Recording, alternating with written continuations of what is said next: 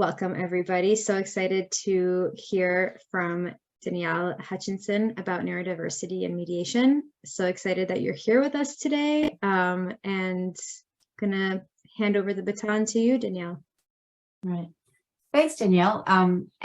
As I said, thank you so much for the opportunity to have a conversation about what I've termed neuroinclusive practice and this is particularly in the context of mediation. And I think it's one of those areas when we think about the principles of how we do mediation and what we expect from parties in mediation, there's a lot of neurotypical assumptions in terms of what how we expect people to conceptualize their own experience of the dispute as well as the experience of the dispute of the other person. So part of what my process has been is to start to sort of reflect on the different people that were coming, into my orbit, and see, whether or not the way that particularly the way we train mediators and the way that we work with parties, whether or not that is actually inclusive. So I'm really honoured to have the opportunity to talk about this with you today. I thought probably what would be useful was to give you a little bit of an idea of my background so you can see how I sort of got to this place of talking about neuroinclusive practice. And probably to let everybody know, I started life as a school teacher, and I worked in a range of different schools. I worked in state schools, public schools, private schools, and I also worked in Waldorf education for a while. And then I moved into the university sector and worked at the University of Melbourne for about a decade. And I really focused on psychometrics. And I was teaching masters students, people that were becoming teachers, as well as school leaders, about how to conceptualize different elements of learning and then how to make sense of it so that you could say, this is what the typical path to learning was, this is how you can measure it, this is how you can collect evidence on it. It was really this sort of movement towards data-driven decision-making and evidence-based practice in the classroom. But we also implemented that at the university. So we used to have sort of anywhere between 500 and 700 students come through each year. And we were the number 2 education school in the world for a period of time. I think it's dropped down to number 5. So there was a lot of work that we were doing. In our particular research centre, we also developed the standards for school principals. So there was a lot in there in terms of really being able to articulate and conceptualize the different paths or progressions of learning. So that was, as I moved into, while I was doing that, I did my law degree and I came out as a lawyer. As I was going through that, I was very attracted to mediation and the alternative dispute resolution path. So I became really interested in that area. So if we have that background, and I will supply you with these slides, because what I've also done is in these slides, I've put links to some of the other areas of work that have arisen out of that in case anyone's interested. But there was a lot of work that ended up coming out of that in terms of mediator training, quality assurance frameworks. There's a triage model. We did a big project called the Global Pound Conference series, and there was a big focus on some reports for America, and obviously the neuroinclusive practice, and just finished doing the review of the National Mediator Accreditation System in Australia. So there's this sort of broader look at, the background of mediator training and how the people learn and conceptualize what the concept of mediation is and how they work with parties. So that links are there for people that are interested. To go back to the neuroinclusive practice, what happened was, in combining the background in education psychometrics and then the concepts of law and mediation, one of those life events where you sort of meet someone and you have a conversation and they say, oh, I'm doing this thing. And you say, oh, okay, that's interesting. Oh, I can see how, you might need some help with X, Y, and Z. Well, that was sort of how it was with the Global Pound Conference series. So that was, that I'm not sure if people are familiar with that, but it's in tribute to Roscoe Pound, who was a professor of law at Harvard. And out of that arose a lot of the concept around the multi-door courthouse. And so I was part of the group that did the Global Pound Conference series. And through that, we did a lot of work, and I'm going to show you some of that and get you to do some of the things that we did at the Global Pound Conference series.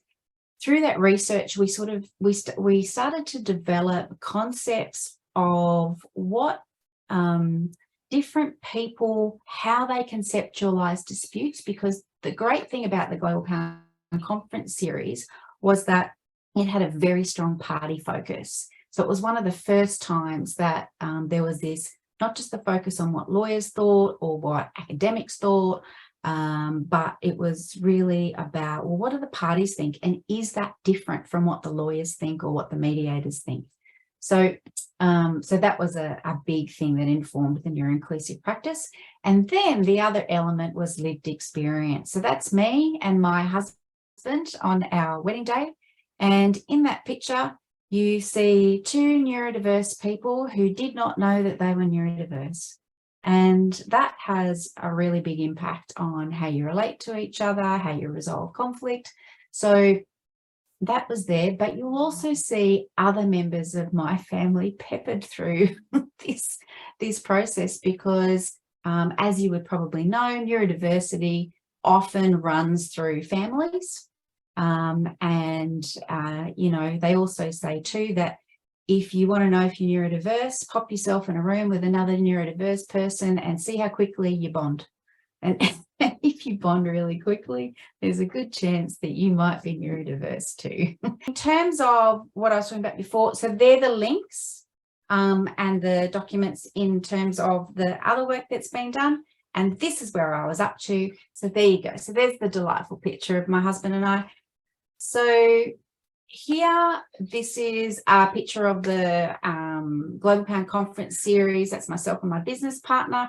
We were facilitating the series of questions that were asked. So with the Global Pound Conference series, there was 29 locations in 22 countries, and we asked a series of questions in each of those conferences. And the idea was to look at, as I said, the differences between the responses to the questions and from parties, from advisors, so they could be financial advisors or lawyers, adjudicative providers, so they were judges and arbitrators, non-adjudicative providers, so conciliators and mediators, and the last classification was influencers, and they were people like government, policy, academics. So we actually divided their responses up to a series of multiple choice questions. But then what we also did, it was pretty ambitious, is we got people to engage in small focus groups and then enter in responses from their focus groups.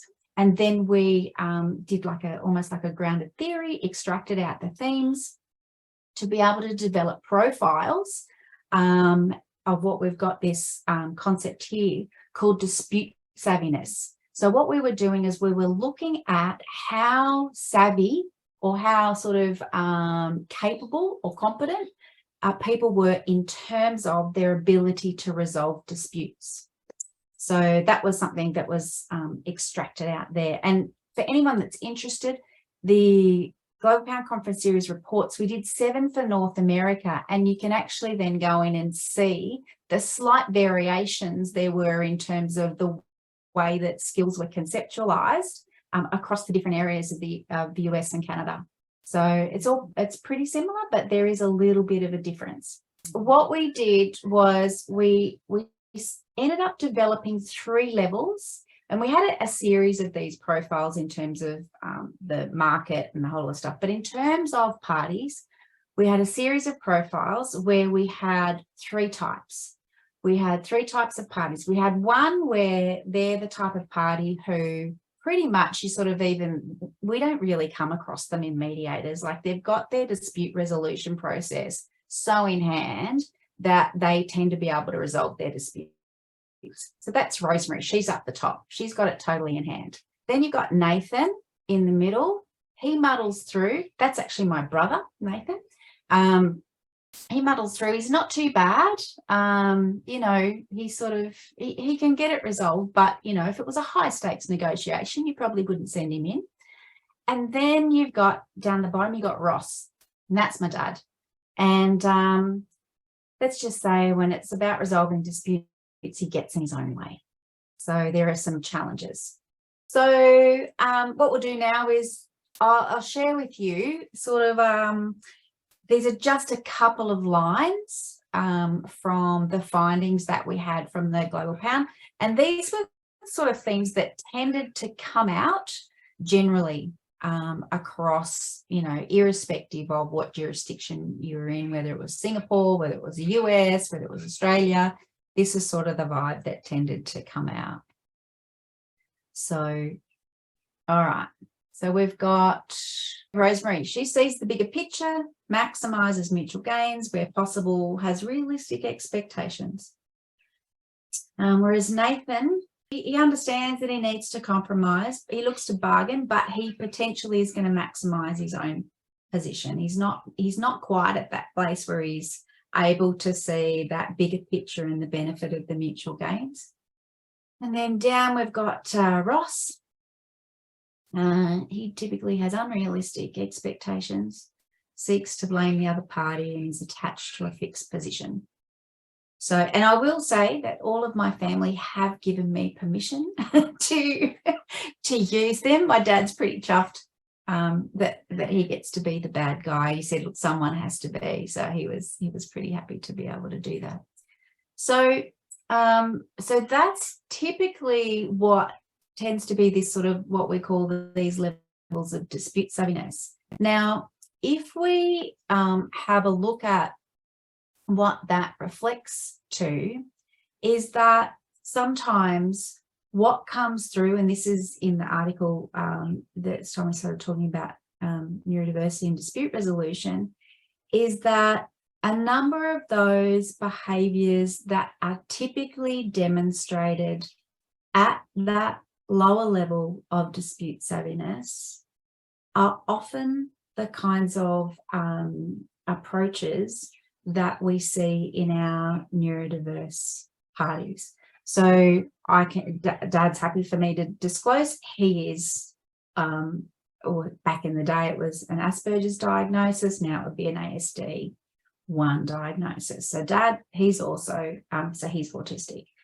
Now, he is extremely successful in business, very intelligent, highly capable, but when it comes to negotiating, as I said, he gets in his own way. So when there's disputes and all of those sorts of things, it's sort of a bit like he has a hammer, and so everything's a nail, and that's the way that that he tends to go about his negotiations. So when we have a look at that in terms of the kinds of things that tend to be an issue for some of our neurodiverse friends, and I suppose the thing that I do want to make very clear is that not all neurodiverse people will sit down at that bottom row. But what I will say is, in my experience in mediation, is that for neurodiverse people, myself being one of them, they're not skills necessarily that will that are as sort of intuitively taken up as it might be more the case with our neurotypical friends. So, for example, somebody who is neurodiverse, if they determine to study and learn the ways of dispute resolution, they may end up being a better dispute resolution or a better negotiator than somebody who's neurotypical. but it's just that some of the elements of what we require in mediation these days are things that a person that's neurodiverse may have to learn manually. So I want to be very, very clear that it's not a fait accompli, but it is something, particularly for someone, say, that of my dad's vintage, where those previous behaviours that were a bit more black and white, a bit more rigid, a bit more not backing down, they previously possibly would have been valued. Whereas now it's not so valued to not be quite as cognitively flexible, or to be more open to those mutual gains. So there is a bit of a transition. And so if it's been reinforced for a long time that way of being is okay, then to switch, that can be a little bit more challenging. So sometimes that's when, there are different life experience factors that come into it as well. Stephen, yes. I'm curious whether in your work you focus on those folks who self-select for mutual gain versus those folks who don't. And in a world which we see so much of here in the States of polarization, it seems to me that there's a whole very significant group of people who self-select against mutual gain. Yes. And is this something that you bring into the mix of your conversation about neuroinclusiveness? Yes. So that's actually probably a really important element of the work in terms of mediation. And I suppose it depends on the process that you have, because some people have the luxury of doing an intake where they can do some coaching prior. Other organisations don't really allow for that. Someone else might do the intake and then you might rock up and then you take over the file. Other people, it's just sort of there and then, and you're in the court, off you go, and there's not much space to work prior to that. If I had the opportunity to do intake, that notion of mutual gain is something that I do work through in terms of the coaching. And one of the things that I find with people, particularly for neuroinclusive practice, is that there is a deep respect for expertise and the notion of rules and how those sorts of, how things make sense, drawing on research, all of those sorts of things. So often if I'm able to talk people through the benefits of mutual gain, the potential losses of mutual gain, and that they can see the sense or the logic rather than the emotional element. We'll talk about the emotions a little bit later, particularly if there's a logic in the mutual gain. So in terms of long-term beneficial business case, they can go, oh, okay, I can see that. Then I find it's not that hard to get that to happen. So, but you have to be prepared to not try and, I suppose, you're not trying to force the person or shame them for not doing that, but it really is an education piece. And once that can happen and people see that, then yeah, I find that what you can do is, even if people do get triggered mid-mediation, you arrange for some subtle way for them to let you know, and then you might take a break or whatever, and then they can come out, they can regroup, they can calm, because there's and we'll get to that a little bit later, there's this sort of whole thing in terms of the amygdala being triggered, and once people go into fight or flight, when they're in a negative space, they're not as cognitively switched on. So they're more in survival mode, and that's when they can go back to some of their more default defenses, and that's when then they're potentially getting in their own way. But yeah, I really do focus on that in terms of coaching and intake at the outset. So great question. All right, so if we have a look at Ross in this particular situation, there's a whole lot of things that we know in terms of neurodiversity, which can come into play, which we make assumptions about when we do the training for mediation and what our expectations are. So I'm not sure how it is over in the US, but I know in Australia, if we think about the sensory scenario, we tend to have an expectation that people will rock up to a particular place. I mean, obviously with COVID, we transitioned to more video conferencing, but previously a lot of it was face-to-face. You were in a particular room, you had to sit in close quarters. It was going to be like, you know, anywhere from 1 hour to 4 hours, depending on what it is. And everybody's sitting in there, you've got your, you know, office lights or whatever. And whether or not there was, you know, temperature and all of those sorts of things, not much account was taken of really the impact of any sort of sensory elements. In terms of thinking styles and whether or not someone's rule-based or whether or not someone's tends to be a bit more black and white, there's this sort of expectation that black and white thinking is bad or rules-based thinking is bad. But I think the thing that we need to remember is that we can't explain somebody's neurodiversity away. Sometimes there's this sort of temptation, if I just explain it a bit more, if I say it a bit slower and a bit, you know, calmer, then maybe they might get it. If somebody does tell you that they are neurodiverse, you know, the key thing is to ask them what, you know, how that manifests for them and what they need from you. That's the first thing that you need to do. But if someone, there's a lot of people who don't know that they're neurodiverse or who don't tell you. And so what I have a habit of doing is I tend to try and work in a way that would by default be neuroinclusive. And if I start to see things that might be reflective of neurodiversity, it's not my job to, certainly not to diagnose, but I will test out different options to see if that works for them. But I won't necessarily jump in and say, hey, you know, do you think you might be neurodiverse? That would be completely inappropriate.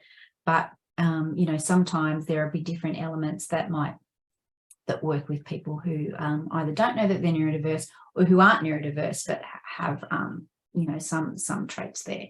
So there's the thinking styles, then there's the emotions, and I'm going to talk a little bit about that in a moment. Executive functioning, so expectations about a whole lot of stuff in terms of preparation, timelines, all of that sort of stuff.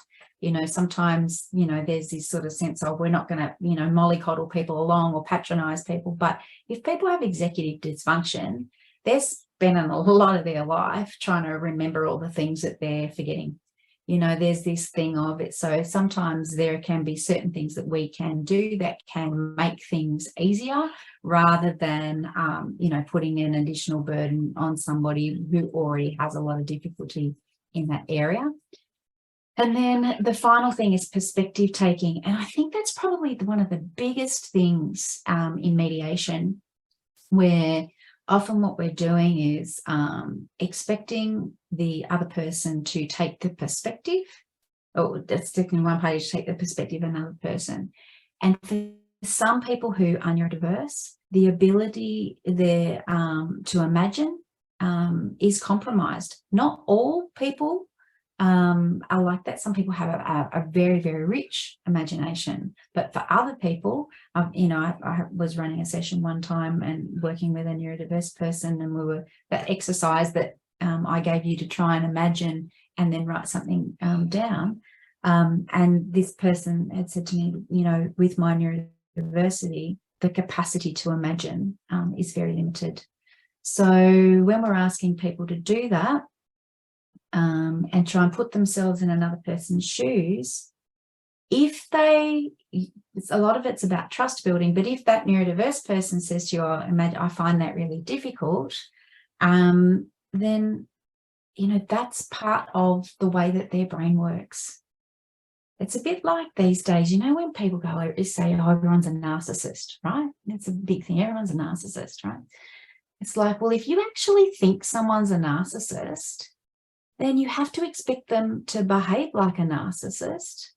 And you can't expect, just because you've labeled them a narcissist, to then somehow them to not then behave like a narcissist. So I'm not saying that neurodiverse people are narcissists, but sometimes what does happen is that they do engage narcissistic defenses, as in all neurotypical people do that as well. It can be when people are under a great deal of stress, that those sorts of defenses, they are natural, normal defenses that come up in very heightened situations. But when we're going to talk about this a little bit later, one of the things that we have is that people who are neurodiverse and are constantly having to deal with a world where it doesn't quite fit for them, anxiety is a really big issue. And so the triggering of those sorts of defenses can be something that comes up a lot. So, yep, Stephen? As I'm listening to you describing a person like your dad, Yep. It occurs to me to think about the spectrum and going a little further, either to the left or the right on the spectrum, would be the question of competency to mediate. And I'm curious, in your experience, what thoughts and wisdom you might offer about how you draw that line. I think sometimes it's not it's not in the party's interest always to mediate. I'm not saying it's not a lot of the time. Sometimes there'll be parts of a dispute that should be mediated and other parts of a dispute that should just be decided by a judge. There are some things that should not be mediated. There are certain situations where mediation is not appropriate. Sometimes it's more traumatic to put people in a situation where you're setting someone up to fail, or if you've got people who have been very deeply hurt or harmed by the dispute, to put them in a situation where it's clear that it can't be resolved. Sometimes, for some people, actually having someone else make the decision and make the call can actually be the right path. That's sometimes where the intake comes out, where those sorts of things are extrapolated out via the intake. So I've had situations where, and they essentially are coming into mediation with the view that this person has to do this thing, and that's the only outcome, and that's all there is to it. If it's just a very black and white thing, there's not really this sense of there's a relationship and there might have been things that have happened that they can both work with. If it's essentially they're going in with a demand and there's no wiggle room there, then sometimes I have the conversation with them. What is it, well, why do you want to mediate? Because what you're actually asking for is not the outcome that you're looking for, is not a mediated outcome, because a mediated outcome is a mutual agreement or a mutually beneficial agreement. Whereas what you're saying is you're going in with a demand and nothing other than that demand is going to give you the outcome. And you're in a place where you're saying that there's nothing that's on the table for them. Like that's not the purpose of mediation. If it's clear that there is no conversation about anything mutual, it's like we're sort of defeating the purpose of why we're here. So if we have all of these things, what we do tend to end up experiencing, people end up experiencing, is anxiety. And one of the things that is really strongly coming through in the literature and conversations with neurodiverse people is the idea that anxiety really sits right at the center of neurodiversity in terms of that. So one of the things you're actually trying to mitigate is people's anxiety. And the reason for that is because what happens is that's when the amygdala is triggered. There's this, the saber-toothed tigers after you, and that's an autonomic nervous response. And we don't necessarily have much control over that. When that's triggered, like sometimes our body takes over. And so being aware that if you're neurodiverse, parties are already in a heightened state of anxiety, then you've got the conflict, then you might also be in a court situation, then you've got some sort of high stakes.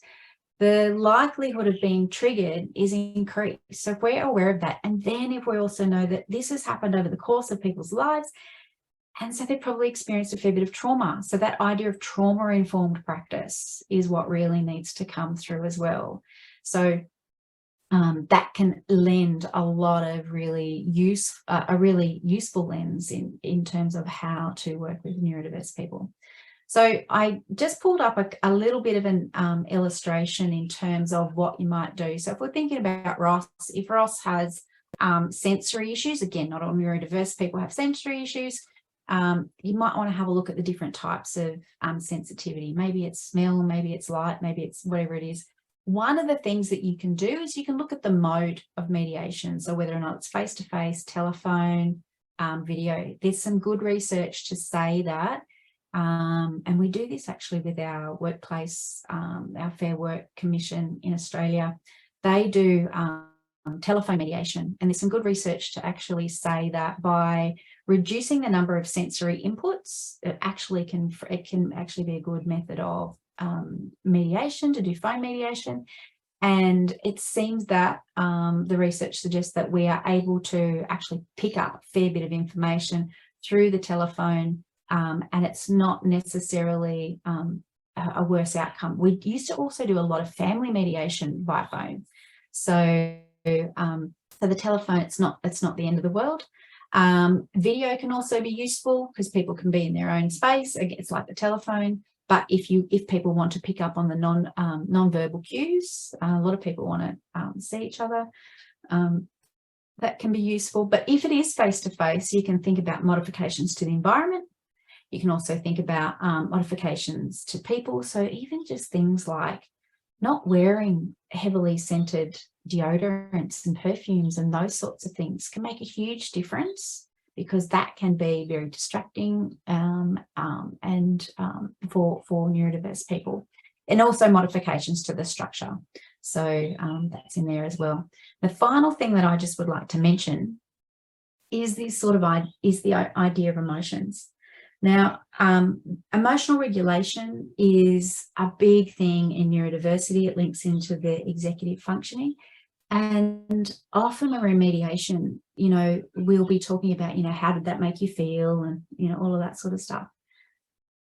So we've got the element of being triggered, which might stimulate issues with emotional regulation, and, sensory and being able to calm, that's a whole thing. But then you've got this other thing called alexithymia. Now, they say, the literature suggests that about 30% of men have alexithymia. And alexithymia is something that is associated with autism, as well as certain eating disorders.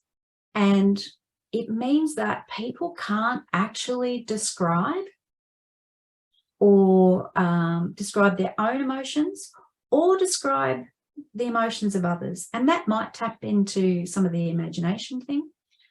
But it's, that's big with perspective taking in terms of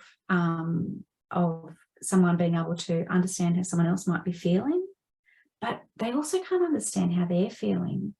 But if you're somebody who's neurodiverse and you can't describe your feelings, and then there's a whole big chunk of work that's focused on how do you feel, how do you think they feel, you're going to be feeling like you're failing throughout the whole thing because you just can't do it. And so if it becomes apparent that someone's really having trouble articulating things with their emotions, what can be useful is to move more into that rules-based logic space rather than the emotions, because it is going to be difficult if someone doesn't have that. So, and it's real, like for people that can do it, it seems unfathomable that you couldn't do that. But it's a bit like what I was saying earlier with narcissism. It's like if someone, people will say, oh, my partner's autistic, or my, whatever,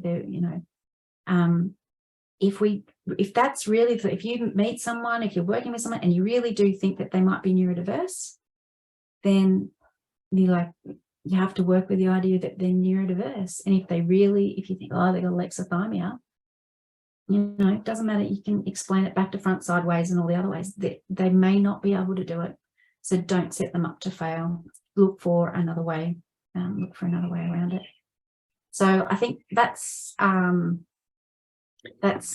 I've got in terms of slides. But Ellen, yes. Yeah, I had a question. In conflict coaching, there's a model that Cindy Noble teaches where Synergy, yep. Yeah, where what she asks people to think about is not to imagine what's going on for somebody else, but to observe what they're seeing, to figure out if there are clues to what might be going on. With someone that has alexithymia, is that generally something that is a possible tool as well? I think this is where it gets a little bit complex, because sometimes neurodiverse people are not good with nonverbals. So, because what happens is not only with other people's nonverbals, but their own nonverbals. I remember my husband actually describing to me one time where he was finding that he was smiling at the neighbours, but they weren't smiling back to him, and he was thinking they were, you know, how offensive and how rude. And I'm like, and I said to him, I don't find the neighbours like that. What do you mean? My neurodiversity is much different to his. And with that said, I think women, particularly autistic women, are more social. There's more expectations in terms of social demands, so they train themselves to pick up on more social cues if they can. But in that situation, he said he ended up smiling at himself in the mirror, and he realised that when he thought he was giving a big smile, he was actually doing a bit more of a Mona Lisa smile. And so people sometimes aren't aware of their own nonverbals, and then they're not necessarily able to pick up on others' nonverbals. So it depends. If you've got someone that's good at nonverbals and they are able to, depending on what's happening, that may be a great strategy. So looking at the behavioural things and then talking about, okay, well, what might that represent? And then it's good to make sure that people don't get stuck on an assumption. But yes, that can be a really good tool. But you'll have to see for the individual what their combination of neurodiversity is to see whether or not that works. You did name a couple of them, but if you could expand on some of the neurotypical assumptions. In your paper, you wrote that there's neurotypical assumptions that underlie the facilitative model, which is a model that we use. And so I'm wondering if you could say more about, like, explicitly what are those different assumptions that we have in our model? So I think probably the notion of trying to have people perspective take and really understanding where other people are coming from. And that's the broader concept, is this notion of mind blindness.